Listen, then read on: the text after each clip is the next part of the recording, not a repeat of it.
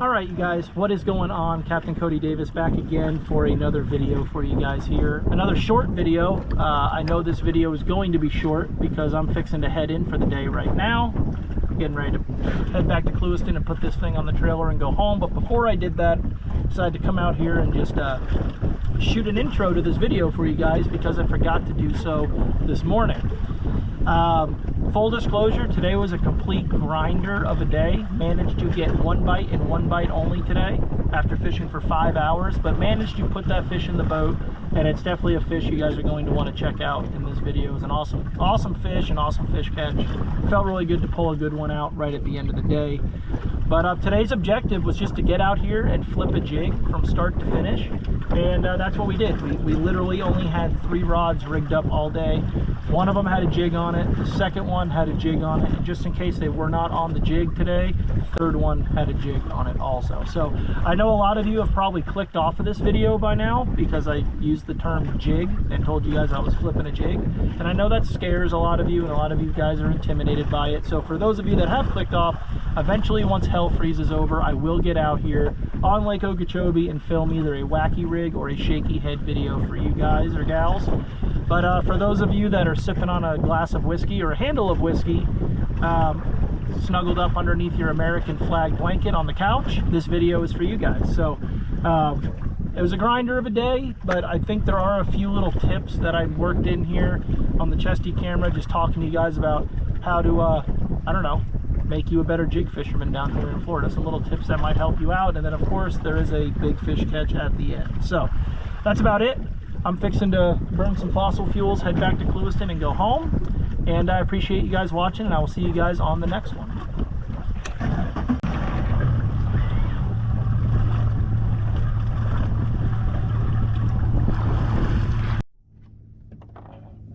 Alright, so I guess before we get started fishing here, I'll just go over my setups here and basically what I'm flipping. And I've got them 3 right here, so we'll just jump right into it. So first, I've got a 711 Essence Arc Essence heavy action rod. You guys know I talk about this rod all the time. I love it. It's good for flipping just a standard 3/4 ounce or a 1 ounce plastic, but it's also a great jig rod, good all around flipping stick. And on this one, I've got a 3/4 ounce Gambler Jigzilla in June bug color, and on the back I've got the big Gambler Stinger. Be honest with you guys, I'll just be straight up front with you. I can't stand this bait on a bare Texas rig on a hook. It's too thin for me. I like a bait with some bulk, but it makes an awesome jig trailer. It's almost just like a giant chunk when it comes down to it, and you can thread it up on the bait, and it's wide. So if you're ever in a situation where they really want that slower, bigger profile fall, which when they're feeding on brim, I feel like they'll like that a lot. That really slows the bait makes it fall slower. It's a big profile, but it falls slow because that wide trailer catches so much water. And that's on the 3/4 ounce jig and that's color Gold Rush. It's a 2-tone. It's like a June bug and like a goldish color. These brim are never typically all one color, so just mixing it up a little bit with a little bit of 2-tone, I think will get you some extra bites sometimes. So that's a 3/4 ounce Jigzilla on that. Second one, we've got a 1 ounce Gambler Jigzilla in June bug with a Gambler Mega Daddy on the back as a trailer. Very similar to that big Stinger. This is like Old Faithful. This was kind of a secret back in the day, but a ton of people flip that on the back of a jig. Again, it's just a really big profile, those big claws. It's not a very fast action when it falls. They just kind of slowly wave and wobble and gets a lot of bites. This is a 1 ounce, I think I already said, Gambler Jigzilla, and this one's in the same color, in that Gold Rush color also. Kind of a 2-tone deal. And then the second one is really the same thing. This is the same rod, by the way. This one's a 7.9. This is a Senko Sticks. This is one of the... When Alex Tarasenko first went into business, I had him build me a jig rod. This was... I don't know how old this rod is. I was before we were married, me and Breezy. Not me and Alex. Me and Alex aren't married. Jenna might get mad. But before me and Breezy were married, I think I had him build me this. So, 5 years old. Love this thing. I've plugged his business a lot as well. Still have it. It's a 7.9. It's a little bit of a softer rod, I guess, but it flips a jig very well, especially this 1 ounce. This is a 1 ounce Gambler Jigzilla, and yeah, with a Gold Rush again. Oh, we're drifting right into the juice. Let me pull down. with a Gambler Ugly Otter on the back in Gold Rush as well.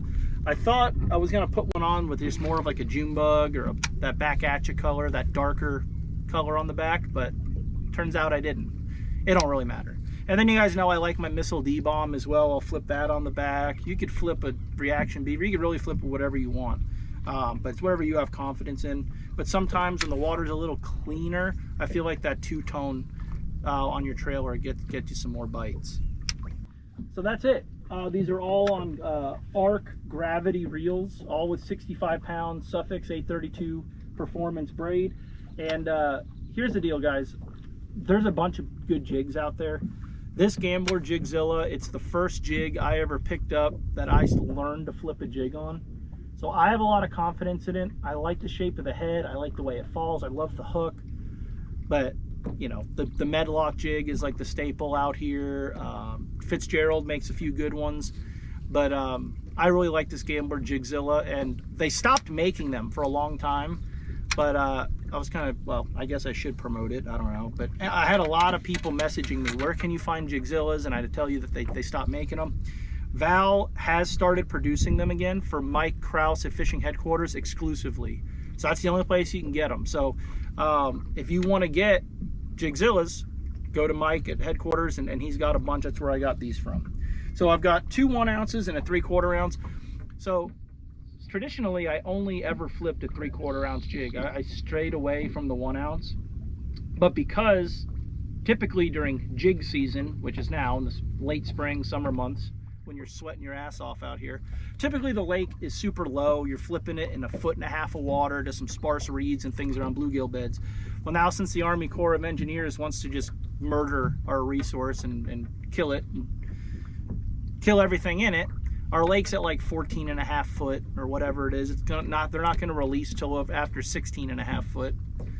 So we're fishing a very deep Lake Okeechobee this time of year because we're flipping the outside edge around the bluegill beds and stuff, or around the brim in general. So A, that 1 ounce helps you get to the bottom faster. And B, we're flipping some thicker stuff like Kissimmee grass and things like that that's laid over, where, you know, traditionally you might just want to flip a bare plastic because it'll fall through easier, but that bigger profile has been getting me more bites out here. So I've been up to the 1 ounce and I really like it. Been catching a lot of fish on it. I caught a 9 or an 889 in Rollins on it. And it just helps you put that bigger profile bait into some thicker stuff. So we got that. They're all the same for the most part. And I'm gonna spray these guys down with some scent, some of that Strike Force spray. I've plugged him a few times on my channel. Does it make a difference? I like to think it does, but at the end of the day, I don't really know if it does.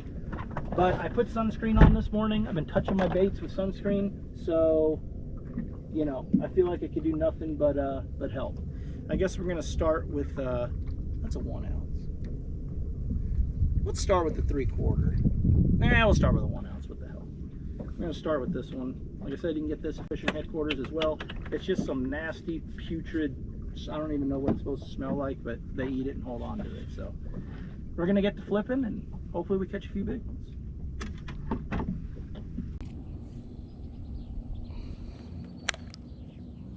Just kind of walk you guys through exactly what's going on here. We are on the main lake grass line. This is the main wide open lake here behind me. And this is what we call the outside grass line. Anytime you hear anybody say, you know, I was on the outside edge, this is what we're referring to. And a lot of you probably also know that it's very rare to where it's fishable out here, meaning it's not white capping and swells and blowing 25 miles an hour. It's very rare you can get out here and fish this way. On top of that, there are situations where it is flat calm like this, but maybe the days leading up to that day were super rough and nasty. So you might be able to get out here and keep your boat in the water, but the water might be chocolate soup or yoo-hoo due to all the wind kicking it up. So it's really nice when you have all of everything lined up. The water's clean, it's flat calm, and you also have to have the fish population out here. I feel like there's always fish to be caught on the outside edge, but they're not always set up to be catchable, if that makes sense. You guys hear me say that a lot. But what we have going on right here on this particular line of the lake is there's a huge population of bluegill out here. You guys heard me talk about it before in the intro, about the lake being super high and all that. Typically this time of year, we're more in the back fishing bluegill beds, but for whatever reason, these brim have just been stacked out here on the outside, and there's just, the bass are obviously out here eating them. And what has them here is A, the Kissimmee grass, but B, there's a bunch of bugs called chizzywinks. I'm sure a lot of you are familiar with them. They're the little nymph bugs that when you go into the Kissimmee grass, they fly up and swarm your boat and get all over your legs and turn your boat black. That's what these bluegill are out here feeding on. There's also a bunch of shad out here on the outside edge too, but these big fish are here targeting these bluegill. And the chizzywinks are lined up and down all of these reeds. I'm literally looking at them. They look like bark on a tree. They're just covering them. And you could physically see the bluegill coming up and literally sucking them off the stems here and eating them. So that's obviously a good sign. There's a giant ball of shad right here off my rod tip. So there's just a lot of life out here on the outside. There's a lot of bait. And also, if you just really listen closely, you could hear the bluegill popping like popcorn or Rice Krispies back here in the reeds too, which is all signs you want to look for just a good fishing area, but also to get on a good jig bite. So the water isn't crystal clear by any means. You know, it's a little dingy, so you really got to do a good job at fishing thoroughly, and you kind of got to hit the fish in the face more or less, you know. So make multiple flips to a good looking patch or point and just wait for that line to jump.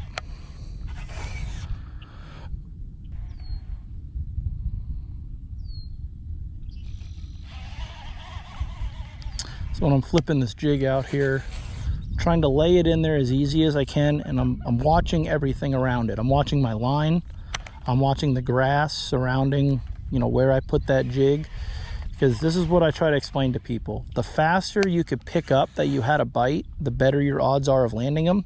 But that doesn't mean to rush the hook set. You know, if you see something, like say you see your line jump, you want to make sure you reel down and get that line taut before you set the hook.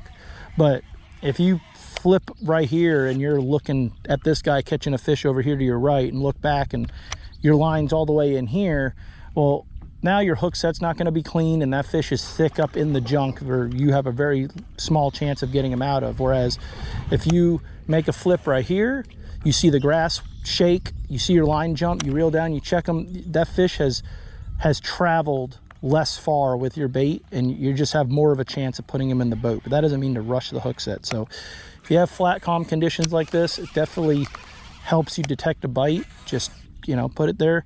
I like to let the line lay on the water, and that way if I see it do a sudden jerk or jump or a movement, you know, it kind of gets my attention.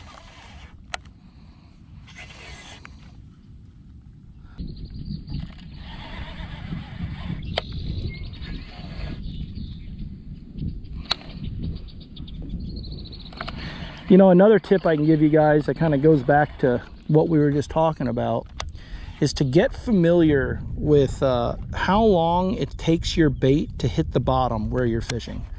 So like right now we're on this outside edge. If I flip this jig up there, 1, 2, 3 seconds, I'm on the bottom. Now where we're at is very flat, so that the depth is not going to vary very much at all. So it's a pretty safe bet that 3 seconds, 1, 2, 3, I'm on the bottom. So it's taking my bait about 3 seconds to hit the bottom for my line to go limp.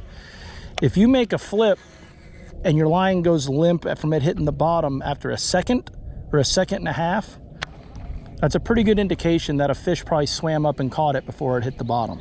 So these are all little things that you want to look for that are little clues that you've got a bite. The faster you can indicate that you got a bite, the better your odds are going to go up, especially when it comes to flipping grass like this.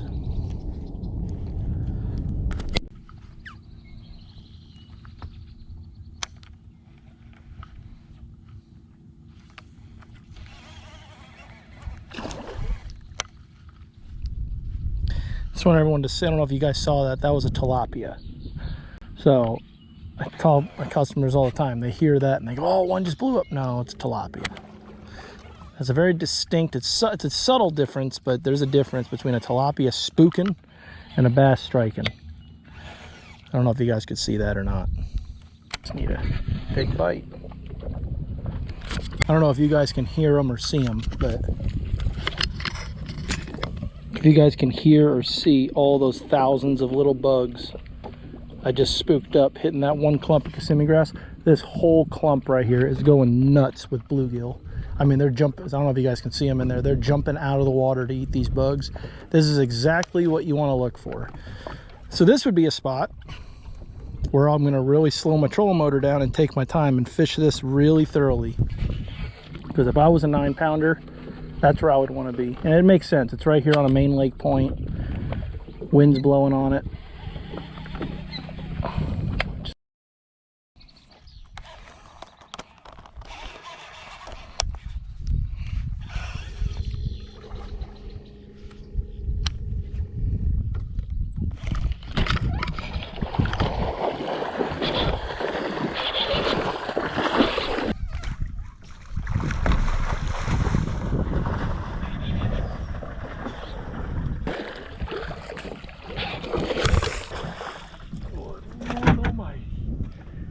That's why you stay with it, man. Been out here for 4 hours without a bite. And then you jack a damn 9. That might be a 10. Holy crap. Look at the size of that thing. Holy smokes, dude. That might be the biggest bass I've ever caught, and I don't have a scale on the boat. Kelly let me borrow a scale, and it is in the truck. We're not going to keep this girl out that long. Holy crap, look at the size of that thing. Oh God. I flipped in there. The reed barely shook. I lifted. She was just holding on to it. I set the hook and she about pulled my ass out of the boat. Look at that thing. Golly.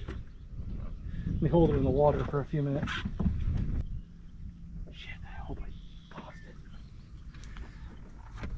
That is a damn whopper. That fish is over 9. She is huge.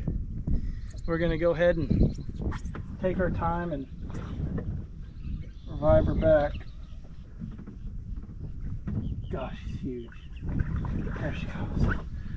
Holy crap. 1 ounce Gambler Jigzilla with that ugly otter on there.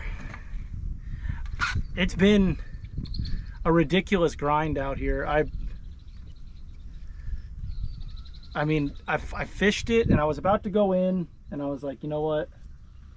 I got nothing else to do. Well, me and Breezy were actually going to go look at a vehicle and we decided not to. And I started in another spot. I went to another area and I said, before I go in, I got to go hit this again. And I hit it. But I just tucked in a little bit. And that's the first bite I've had. I've been out here since 9 and it's 1 o'clock. But that's how quick your day can change. She was hooked good. Boat swung her.